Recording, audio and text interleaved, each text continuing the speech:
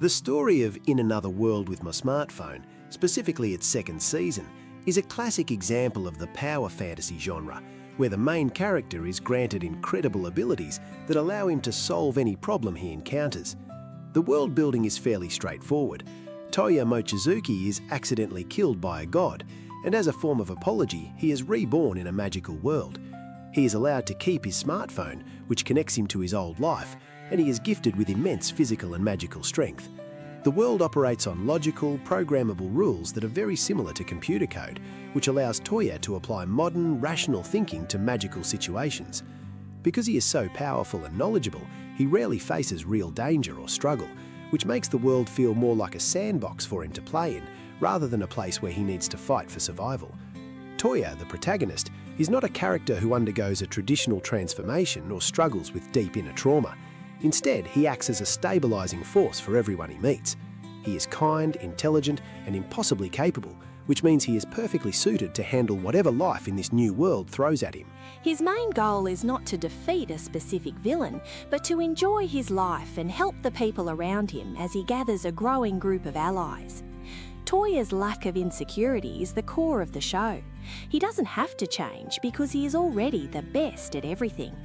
He doesn't grow in the way most heroes do because he has no flaws that need correcting, making him the anchor for the story's light-hearted and predictable tone. The antagonists in the series are usually characters who want to disturb the peace that Toya has helped build. They are often relics from the past or people who seek power for selfish, destructive reasons. They provide just enough conflict to give Toya a reason to show off his abilities, but they never truly threaten his position or his success. They are essentially obstacles that serve to highlight how much better Toya's way of doing things is compared to the old, selfish ways. They mirror Toya in that they also use magic and power, but they fail because they focus on dominating others, whereas Toya focuses on collaboration and diplomacy.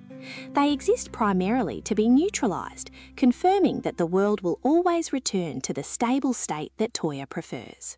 The political structure of the setting acts as a background for Toya to show his skills as a leader and a diplomat.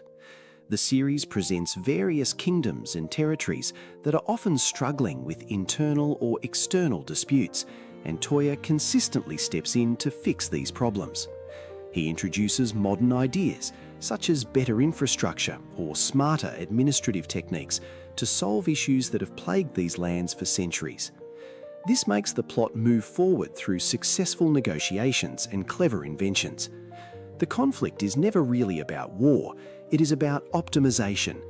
Toya treats the world like a system that needs to be upgraded, and the plot succeeds as long as he continues to make things work more efficiently for everyone involved. The pacing of the show is very consistent and relaxed, moving from one minor crisis to the next with very little deviation. Each episode is designed to be a self-contained story where Toya encounters a problem, applies his superior logic or power, and secures a win for himself and his friends. There is no looming sense of dread or existential threat because the audience knows that Toya is untouchable. The climax of the season is just a bigger version of the same tasks he has been performing all along. This predictability is intentional, providing a sense of comfort and satisfaction to the viewer, who knows that no matter what happens, the protagonist will come out on top without any real cost. Visually, the show is bright, colourful and clean, which mirrors the lack of genuine suffering in the world. The animation emphasises the ease with which Toya can manipulate his environment, showing him as the clear centre of every scene. The camera framing almost always highlights his importance, positioning him as the leader who holds everything together. The characters use a very standard and easy-to-read style of expression, where happiness is obvious and negative emotions are fleeting. Everything about the visual direction suggests that this is a safe, friendly world where the protagonist is always in control, and the environments are built specifically to accommodate his needs and desires. The music and sound design play a huge role in keeping the show's tone light. The score is filled with airy, cheerful melodies that emphasize the fantasy setting without ever becoming too dark or intense. even when there is a fight or a magical confrontation, the music remains upbeat and hopeful, signalling to the audience that there is no real danger. The sound effects for Magic and the smartphone are crisp and pleasant, adding to the feeling that Toya has a high-tech advantage that makes his life easier. The sound design never tries to build tension. Instead, it provides a consistent, reliable background that reminds the viewer that the protagonist's victory is always guaranteed. In the end, the resolution of the season demands absolutely no sacrifice from Toya.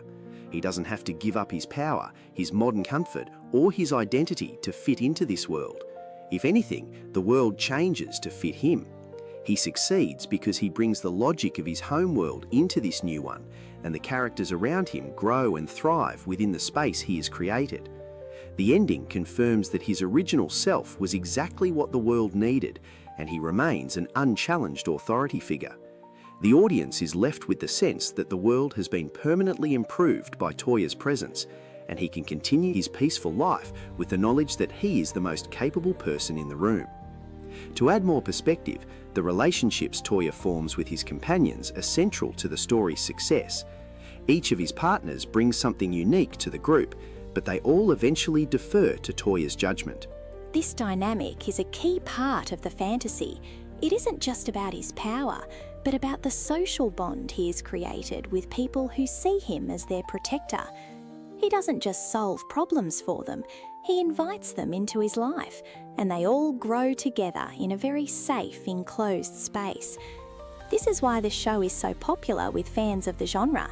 It offers a look at a life where all the big decisions are handled, and the small problems are always solvable. Finally, the show acts as a reminder that not all stories need to be about deep struggle or tragedy. Sometimes the goal is just to see a character succeed in everything they try, and to watch the world become a better place because of their presence. Toya is the ultimate fixer, and the show is a long, satisfying project where we see him tidy up a messy world, one problem at a time. It leaves the viewer with a sense of order and peace, proving that even in a magical world, having the right tool or the right smartphone can make all the difference in the world.